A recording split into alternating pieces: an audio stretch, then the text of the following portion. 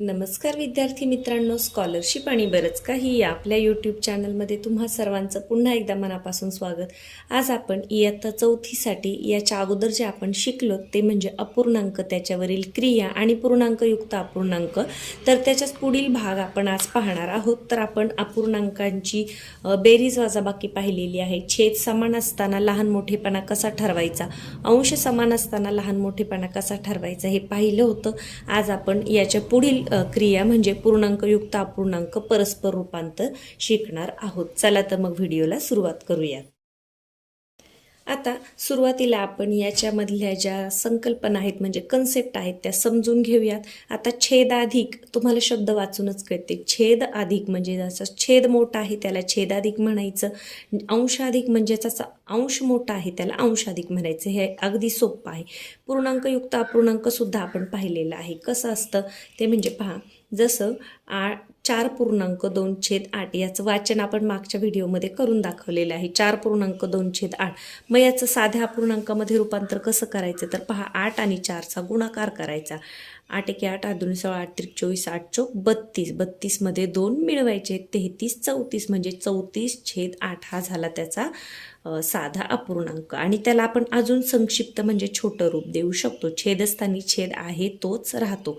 या दोन्हींचा गुणाकार आणि त्या गुणाकारमध्ये अंश मिळवायचा. छेद आहे तोच ठेवायचा. आता उदाहरणं सोडवताना आपल्याला शाब्दिक उदाहरणं सुद्धा येतात किंवा या पद्धतीने आकृत्यांमध्ये सुद्धा उदाहरणं असतात. तर उदाहरणं सोडवण्यापूर्वी आपण थोडंसं समजून घ्यायचं किंवा लक्षात ठेवायचं. पहा, 1.1/4 म्हणजे याला सव्वा असं म्हणतात किंवा 1.1/4.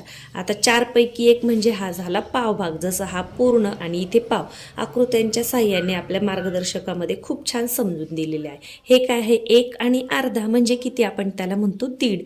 1 आणि पाऊण, पहा 1 आणि पाऊण म्हणजे 3 भाग. 4 पैकी 3 भाग रंगवलेले. 4 पैकी 3 याला म्हणायचं पाऊण. 1 आणि पाऊण म्हणजे याला 1.25 म्हणतो. मग याला काय म्हणणार आपण, याला 2.25 म्हणणार, याला 2.5 म्हणणार किंवा 2.1/2 असं सुद्धा वाचता येतं. आणि याला काय म्हणणार आपण, 2.25 म्हणजे हे आलं की पावणे, हे आलं की अर्धा आणि हे आलं की सव्वा म्हणजे हा पाव भाग आहे. लक्षात ठेवायचे. 1/4 म्हणजे पाव, 1/2 म्हणजे अर्धा आणि 3/4 म्हणजे पाऊण. हे तुम्हाला शाब्दिक उदाहरणं सोडवताना तसंच इतर सुद्धा उदाहरणं सोडवताना याचा उपयोग होणार आहे. तर आकृत्यांच्या माध्यमातून एकदा हे व्यवस्थित समजून घ्या. यानंतर अजून एक काय दिलेलं आहे पहा, जसं इथे काय दिलंय की 3 चेंडू 3-3 एका ह्याच्यात असे 5 दिलेत म्हणजे 3 15. तर एकूण किती आहेत, 15 आहेत. म्हणजे 15 पैकी किती भाग, 15चे किती भाग केलेले आहेत तर 3-3-3चे भाग केलेले आहेत आणि त्याच्यातील 2 भाग रंगवलेले आहेत. म्हणजे 15चा 2/5 म्हणजे 6 भाग रंगवलेले आहेत. 6 चेंडू रंगवलेले आहेत. आता तुम्हाला जेव्हा आपण उदाहरण सोडू तेव्हा हे समजून येईल. तर कसं पहा, जसं 54/13 या अंशाधिक अपूर्णांकाचे पूर्णांकयुक्त अपूर्णांकातील रूप कोणते. आता पूर्णांकयुक्त अपूर्णांक करायचा म्हणजे 13ने याला भाग द्यायचा आहे. तर कसं, हा खरं तर भागाकार आपण एक करून पाहूया आणि नंतर मग याचा शॉर्टकट सुद्धा समजावून घेऊया. आता ज्याचा अंश मोठा असतो अशाच अंशाधिक अपूर्णांकाचा आपण पूर्णांकयुक्त अपूर्णांक करू शकतो. मग याचा अर्थ काय होतो, 54/13. मग आपण जर आपल्या साध्या पद्धतीने करायला गेलो तर या पद्धतीने करावं लागेल. 54/13. 13 एके 13, 13 दुणे 26, 13 त्रिक 39, 13 चौक 52, 13 चौक 52. मग 52 आणि बाकी किती उरले, 2. मग हे आपल्याला लिहिताना कसं लिहावं लागतं, मग पहा, हे लिहिताना आपल्याला कसं लिहावं लागतं, 13 छेदस्थानी छेद आहे तोच ठेवावा लागतो. जो भागाकार आलोय तो इथे लिहावा लागतो आणि जी बाकी उरली ती इथे लिहावी लागते. म्हणजे पहा, जसं आपण शिकलो या दोन्हींचा गुणाकार त्याच्यामध्ये अंश मिळवायचा. 13 चौक 52, 52 आणि 2 53, 54, 54/13 म्हणजे पुन्हा आपल्याला हीच संख्या मिळून जाते. तर कसं करायचं, आता प्रत्येक वेळेस आपण या पद्धतीने मांडत बसणार का तर नाही. असं न मांडता आपण डायरेक्ट तोंडी इथे भागाकार करायचा आहे किंवा 13चा पाढा म्हणायचा आहे आणि मग किती त्याच्यामध्ये मिळवावे लागतील हे तुम्हाला इथे चेक करायचं आहे. आता हे आपण उदाहरणांच्या माध्यमातून समजावून घेऊयात. आता पहा, अजून एक मी इथे उदाहरण तुम्हाला समजून देण्यासाठी घेतले. 35/15 याचा आपल्याला पूर्णांकयुक्त अपूर्णांकामध्ये रूपांतर करायचे. मग आपण या पद्धतीने भागाकार मांडत बसणार का? एवढा वेळ आपल्याला नसतो पेपरमध्ये. मग काय करायचं, 15चा पाढा 35च्या आतमध्ये मोजा. 15 एके 15, 15 दुने 30, 15 त्रिक 45 होतंय. मग 15 दुने 30 म्हणून 15 मांडून घ्या.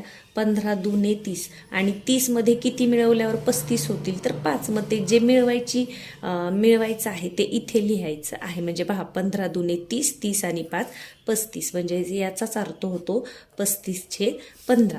या पद्धतीने डायरेक्ट पाढा म्हणायचे. याच्या अगोदरच्या संख्येचा येणारा जो भागाकार आहे तो इथे लिहायचा आणि जी उरणारी बाकी आहे ती तुम्हाला वरती लिहायची आहे. तर अगदी सोपं आहे. आता याच्यावर आपल्याला प्रश्न कशा प्रकारचे असतात ते पाहूयात. आता इथे व्यवसाय क्रमांक जो 21 आहे तो आपण सोडवणार आहोत. तर पहा, समजून घ्या. 18.4/5 या पूर्णांकाचा अंश खालीलपैकी कोणता? अंश कसा असतो? या दोन्हींचा गुणाकार अधिक हे. मग पहा, 18×5 90, म्हणजे इथे तर करायचं सुद्धा नाही. फक्त 18×5 कुठे दिसते? 18×4 म्हणजे हे येणार नाही. 18×5 18×5 दोन ठिकाणी दिसते. 4×5 येईल का? नाही. मग या दोन्हींमध्ये पहा, 18 आणि 5चा गुणाकार आणि अधिक 4 पाहिजे. मग पहा, 5 आणि 18चा गुणाकार आणि अधिक 4 दिलेला आहे. इथे गुणाकार दिलाय, परंतु 4 आणि 5 मध्ये बेरजेऐवजी गुणाकाराचं चिन्ह दिले. म्हणजे कोणतीही क्रिया न करता पर्याय क्रमांक 2 हे उत्तर तुम्ही अगदी सहज शोधू शकता. इथे जिथे सोडवायची गरज नाही तिथे आपण आपला वेळ वाया घालवायचा नाही. आता पुढे पहा, खालीलपैकी 4.7/9 या अपूर्णांकाचा सममूल्य अपूर्णांक कोणता आहे? सममूल्य म्हणजे समान किंमत त्याच्या इतकाच असणारा. जसं पहा, आता या दोन्हींचा गुणाकार करा. 9 चौक 36, 36 मध्ये 7 मिळवा. 36 आणि 7 किती झाले? 43. मग 43/9 आपल्याला कुठे दिसते? आता छेदस्थानी आपल्याला 9 पाहिजे. म्हणजे 5 वाला हा येईल का? हा येणार नाही.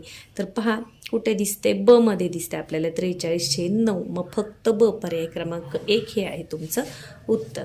त्यानंतर इथे पहा, या अंशाधिक अपूर्णांकाचे रूपांतर 19.4/5 असे होत असल्यास तर चौकोनाच्या जागी काय येईल? आता खाली आपल्याला काय पाहिजे? छेदस्थानी आपल्याला 5 हवा आहे छेदस्थानी. मग छेदस्थानी 5 येण्यासाठी इथे कोणता अंक ठेवावा लागेल? 4 ठेवला तर चालेल का? 4 - 4 0 होईल. 9 ठेवला तर चालेल का? की 9 - 4 बरोबर 5 येईल. म्हणजे हे जमतंय. यानंतर 5 ठेवता येणार नाही, 8 ठेवता येणार नाही. म्हणजे चौकोनाच्या जागी कोणता अंक पाहिजे? 9 ही संख्या पाहिजे. यानंतर पुढे पहा, 7.6/15 या पूर्णांकयुक्त अपूर्णांकास अंशाधिक अपूर्णांकाचे रूप दिले तर छेदाची 6 पट अंशापेक्षा कितीने कमी असेल? आता गणित थोडंसं मोठं आहे, पण गोंधळून जायची गरज नाही. पहिल्यांदा साधा अपूर्णांक आपण अंशाधिक अपूर्णांक याचा करून घेऊया. 15 × 5 म्हणजे 105 आणि 6 किती झाले? 105 आणि 6 झाले 111. आणि त्यांनी काय म्हटलंय? 111/15 येईल इथे. मग त्यांनी काय म्हटलं की छेदाची 6 पट. छेदाची 6 पट, छेद किती आहे? 15 आहे. 15ची 6 पट म्हणजे किती? 15×90. मग 90 तर कितीने कमी असेल? छेदाची 6 पट कितीने कमी असेल? म्हणजे 111 आणि 90 यांची वजाबाकी करायची. मग तोंडी सुद्धा करू शकता की किती येते? 90 आणि 10 100 आणि 11 10 आणि 11 21. किंवा मग 111 मधून 90 वजा करा, त्याचं उत्तर येत आहे 21. छेदाची 6 पट करायची आहे 15×90. मग हे जेव्हा आपण पूर्णांकयुक्त अपूर्णांकाचा अंशाधिक अपूर्णांक बनवतो तर त्याचा अंश याच्यापेक्षा कितीने मोठा आहे असंच आपल्याला विचारले, किंवा छेदाची 6 पट कितीने लहान आहे असं. मग अगदी सोपं आहे हे. तोंडी सुद्धा आपल्याला करता येत. आणि ज्यांना तसं जमणार नाही त्यांनी या पद्धतीने पटकन कच्चं काम करायचं आहे.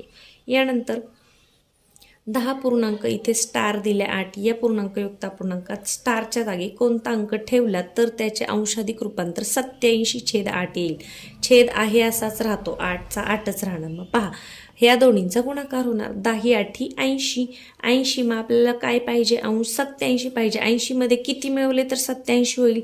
8 मिळवले तर होतील का? नाही, 7 मिळवावे लागतील. म्हणजे पर्याय क्रमांक 2 हे असणार आहे तुमचं उत्तर.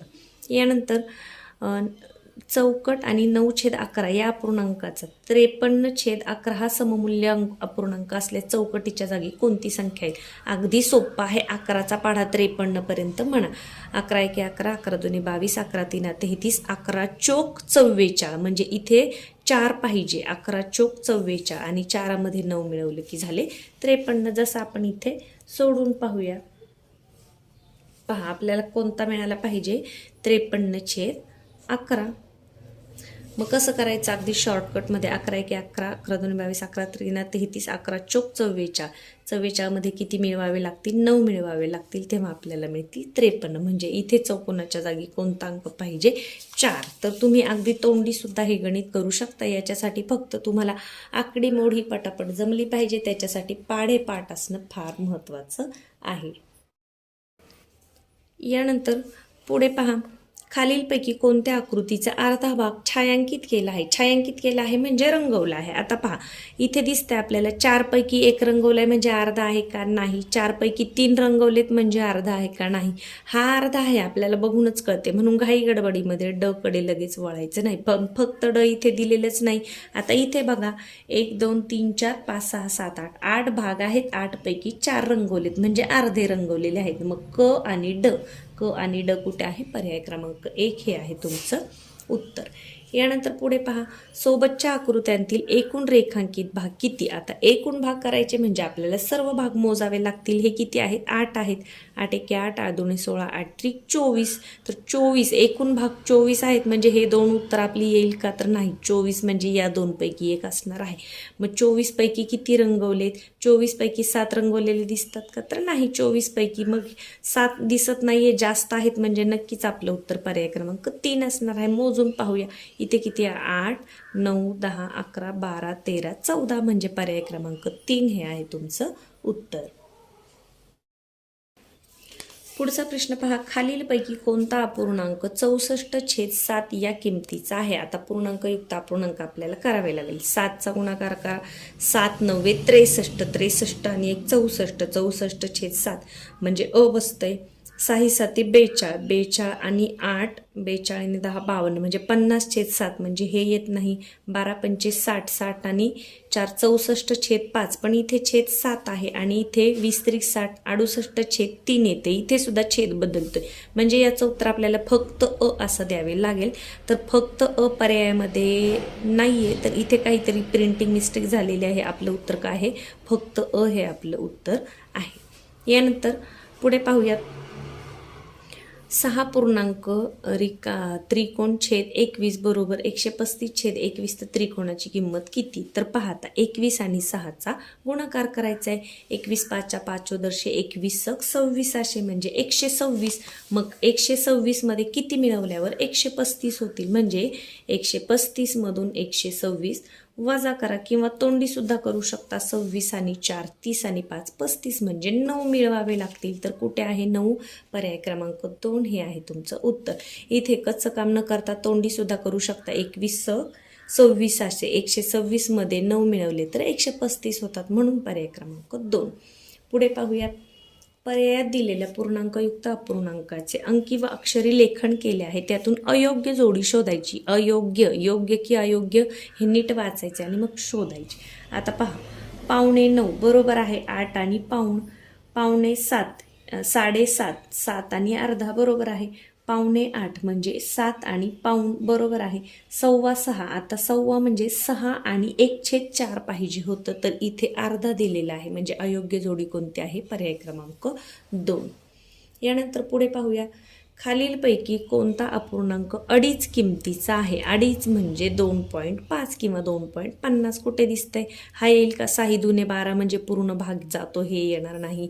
इथे पहा 25/10 म्हणजे हे येईल आपलं 11 4 आणि 11. आता हे मी ना तुम्हाला सोडून दाखवते कशा पद्धतीने करायचं. जसं पहा 12/6 इथे मी लिहून दाखवते. 12/6 6 एके 6 6 दुने 12 2.5 आलं का आपलं उत्तर? नाही आलं.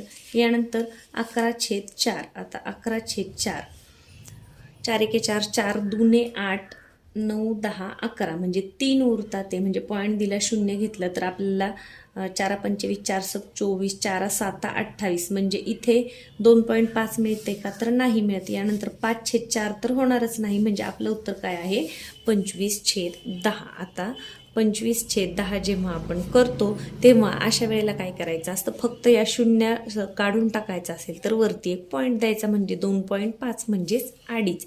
हे तोंडी सुद्धा येतं. आणि तसं नाही केलं तर पहा 10 1 10, 10 2 20, मग उरले 5. पॉईंट दिला 0 घेतला, 10 5 50 आलं आपलं 2.5. परंतु शॉर्टकट आहे की खालचा शून्य काढायचा असेल तर जेवढे शून्य असतील तेवढा एक घर सोडून आपण पॉईंट द्यायचा आहे. आणि 2.5 म्हणजे 2.5 हे आपल्याला समजतंय.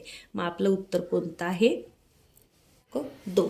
आता पुढे पहा, खालीलपैकी कोणता अपूर्णांक 2.25 किमतीचा नाही, 2.25 किमतीचा नसलेला विचारले आपल्याला. आता पहा 9/4 येते का 2.25 आपण पाहूया, सगळे लिहून घेऊया. 9/4, 10/8, 18/8 आणि काय आहे शेवटचा 27/12. आता पहा 4 1 4, 4 2 8 आणि 9 येण्यासाठी 1 म्हणजे 2.1/4 याचं होतंय 2.1/4 म्हणजे हा 2.25 आहे. आता पहा 8 1 8, 8 1 8 म्हणजे इथे 1 येतोय म्हणजे हा येणार आहे का आपला, नाही. 8 1 8, 8 2 16, 8 3 24, 8 2 16 म्हणजे इथे 2 येतंय, हा येणार आहे. 12 1 12, 12 2 24, इथे 2 येतंय, हा पण येणार आहे. म्हणजे इथे 2 येत नाहीये, म्हणजे हा 2.25 किमतीचा नसणार आहे. तर पर्याय क्रमांक 2 हे आहे तुमचं उत्तर. म्हणजे इथे जास्त खोल पुढे सोडवत न बसता आपण पटापट पुढे जायचं आहे. यानंतर पुढे पहा 20 पेन्सिलींचा 3/4 भाग म्हणजे किती. आता 20चा 3/4 हे अगदी सोपं आहे. पहा 20 पैकी 3/4 चा अर्थ होतो गुणिले, मग गुणाकार आपण शिकलोय. 20चा 3/4 म्हणजे किती. आता याने भाग द्या, इथून आपण भाग देऊ शकतो जेव्हा गुणाकाराचं चिन्ह असेल तर. पहा 4 5 20 आणि 5 3 15, 3 5 15, मग कुठे आहे 15. पर्याय क्रमांक 1 हे आहे तुमचं उत्तर. हे आपण कच्चं काम न करता तोंडी सुद्धा आपण हे करू शकतो. 40 खडूंचा 3/8 किती. सोपं आहे, पहा तोंडीच करूया. 8 45, मग 3 आणि 5चा पुन्हा गुणाकार करा, 3 5 15, पुन्हा 15 आलं. पर्याय क्रमांक 3. यानंतर सरस्वती विद्यालयातील 200 विद्यार्थ्यांपैकी 3/8 भाग विद्यार्थी सहलीला गेले तर किती गेले. 3/8 गेले म्हणजे किती. आता 25 8 200 म्हणजे इथे 25 आलं, मग 25 आणि 3चा गुणाकार करा, 25 3 75. किती विद्यार्थी सहलीला गेले 75. कसं केलं तोंडी पहा. 8 ने 25ला भाग दिला, 25 8 200 म्हणजे इथे 25 आलं आणि यांचा गुणाकार करा, 25 3 75. पर्याय क्रमांक 2.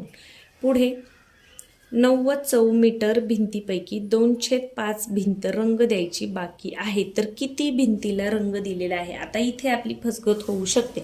इथे विद्यार्थी सहलीला गेले आणि गेलेले किती असंच विचारले, त्याच्यामुळे आपण बरोबर सांगितलं. इथे काय दिले 90 पैकी 2/5, 90चा 2/5, 90चा 2/5 बाकी आहे तर किती भिंतीला रंग दिलाय. 90चा 2/5 बाकी आहे. मग पहा 8 पंचे 90 आणि 18 दुने 36 म्हणजे 90 पैकी 36 भाग बाकी आहे. मग किती याला रंग दिला, मग 90 वजा 36 करा. 10तून 6 गेले 4 आणि 8तून 3 गेले 5 आणि 3 8 म्हणजे 54. कुठे आहे 54. पर्याय क्रमांक 3 हे आहे तुमचं उत्तर. आता तुम्ही लगेच 36 या पद्धतीने सोडवलं की 8 पंचे 90 आणि 18 दुने 36, तर पहिलाच पर्याय इथे तुमचं उत्तर दिलेलं आहे. पण प्रश्न नीट वाचा की 90 पैकी 2/5 भिंत रंग द्यायची बाकी आहे तर किती भिंतीला रंग दिलेला आहे. म्हणजे आपल्याला दिलेला किती विचारले, तर 36 बाकी आहे म्हणजे उरले किती. मग 90 मधून 36 वजा केले आणि आपलं उत्तर आले 54 चौरस मीटर. तर प्रश्न व्यवस्थित वाचायचा आहे आपल्याला, नेमकं काय विचारलेलं आहे हे समजून घ्यायचे. कारण काय होतं, पहिलाच पर्याय आपल्याला फसवण्यासाठी दिलेला असतो, जे की आपण पटापट नेहमीच्या सवयीप्रमाणे करतो. जसं इथे सहलीला गेले आणि गेलेले किती असं विचारलं. आता इथे जर सहलीला गेले तर किती विद्यार्थी गेले नाहीत असं जर विचारलं असतं तर मग आपल्याला काय करावं लागलं असतं, 200मधून 75 वजा करावे लागले असते आणि मग आपलं उत्तर आलं असतं 125. पण इथे विचारले काय, गेलेले आणि गेलेले किती. तसं इथे काय दिले, रंग द्यायचा बाकी राहिलं, मग रंग दिलेला किती. मग इथे तुम्हाला वजाबाकी करावी लागते. यासाठी प्रश्न व्यवस्थित वाचायचा आहे आणि मग तो समजून घेऊनच पटकन पर्याय निवडायचा आहे. आणि शेवटचा प्रश्न आहे याच्यातला की बागेतील 60 झाडांपैकी 4/15 भाग झाडे आंब्याची व 6/15 भाग झाडे पेरूची, बाकीची झाडे चिकूची, तर चिकूची झाडे किती. आता हा प्रश्न कसा सोडवायचा, 60 पैकी 4/15. पहा 60चे 4/15 कोणती आहेत, आंब्याची आहेत. इथे आंबा लिहूया. आता इथे तुम्ही परीक्षेमध्ये लिहित बसण्याची गरज नाही, परंतु समजण्यासाठी मी इथे लिहून देते. आणि 6/15 पेरूची आहे, 60ची 6/15 पेरूची आहेत. आता पहा मग आपण आंब्याची आणि पेरूची काढू, उरलेली चिकूची. 15 आणि इकडे भाग द्या. 15 × 15 15 30 15 × 45 15 चोक 60 4 चोक 16 म्हणजे 16 झाडे आंब्याची आहेत. 15 चोक 60 6 चोक 24 24 झाडे कशाची आहेत, पेरूची आहेत. मग पेरू आणि आंबा एकत्र करा, किती झाले पहा, 24 आणि 6 आणि 4 10 0 हात आला 1 4. म्हणजे 60 पैकी 40 झाडे जर आंबा आणि पेरूची आहेत तर उरली झाडे किती, 20 झाडे. मग 20 झाडे कशाची आहेत, तर चिक्कूची आहेत. तर पर्याय क्रमांक 3 हे आहे तुमचं उत्तर. असा जेव्हा प्रश्न येतो तेव्हा ही दोन्ही झाडं तुम्ही काढून घ्यायची आहेत, आंब्याची किती, पेरूची किती, आणि मग त्या दोन्हींची बेरीज केली, मग उरलेली जी झाडे आहेत ती कोणती झाडे आहेत, चिक्कूची झाडे आहेत. तर हे जे अपूर्णांकावरची उदाहरणं असतात ही अगदी सोपी असतात. जर तुमचे पाढेपाठ असतील, तुमची गुणाकार बेरीज वजाबाकी या क्रिया जर तुम्ही पटापट करायची सवय लावली असेल तर तुम्हाला हे अगदी सोपं जाणार आहे. बरीच उदाहरणं अशी आहेत की तिथं कोणतंही कच्चं काम न करता तुम्हाला अगदी पटापट तोंडी उदाहरणं सोडवता येतात.